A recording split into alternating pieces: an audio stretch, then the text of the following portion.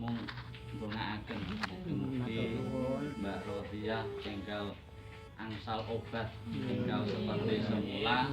Matur nuwun. Nggih, boten saged nyaosi napa-napa namung nyaosi napa dene santun. Mugi enggal kakangket penyakitipun enggal sae seperti semula saged berhubung kali keluarga masyarakat.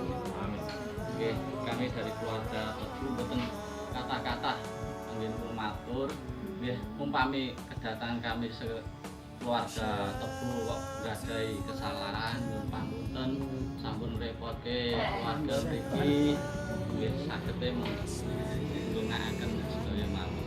Enten nggih matur nuwun Mas sedaya mawon panjenengan paring pangestu nggih. Alhamdulillah mugi-mugi asal tombo anak kula niki mangke. Amin. Niki boten ateges kok pados tenal dari keluarga kami boten, tapi mengangkat Mbak Rodia mugi saged to angsal obat ingkang sae. Kadosa pemerintah ningali ibaratnya rakyate enten sing gerah ngaten kersane ada penyembuhan dipun saran.